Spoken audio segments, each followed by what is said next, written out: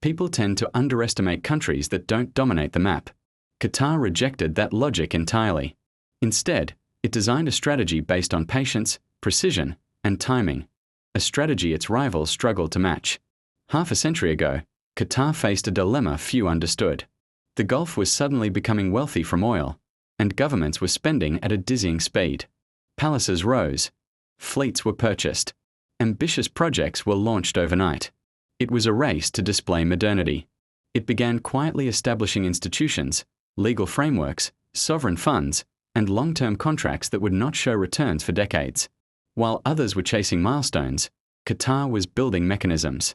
One key moment came when Qatar realized the Gulf's true challenge was not wealth, but durability.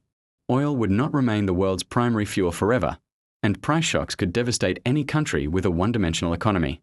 So Qatar made a choice. Instead of treating energy revenue as an endpoint, it would transform it into investment capital. These assets stretch from Europe to Asia and continue to generate revenue even when energy markets fluctuate.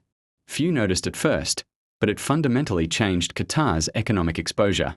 While rivals relied on exports, Qatar owned platforms abroad. At the same time, Qatar approached aviation differently. Instead of creating a national airline for prestige, it built an aviation network designed to make Doha relevant to global travel.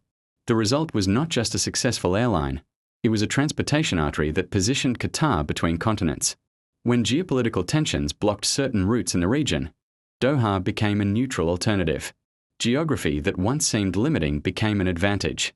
Qatar also approached education as strategy rather than charity.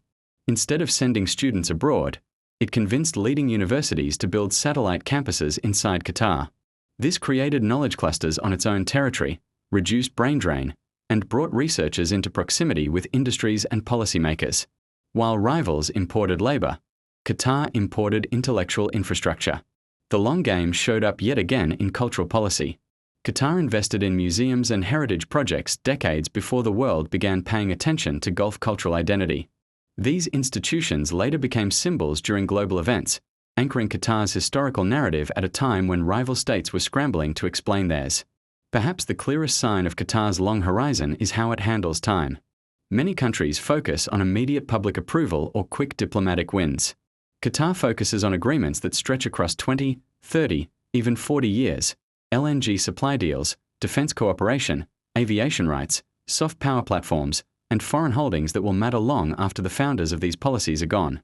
In geopolitics, endurance is influence. Today, when rivals question how Qatar accumulated so much access, leverage, and recognition without size, the answer is simple. Qatar planned for futures others had not yet imagined, while they were still arguing about the present. There are more untold strategies behind the modern world, and the next one is just as surprising.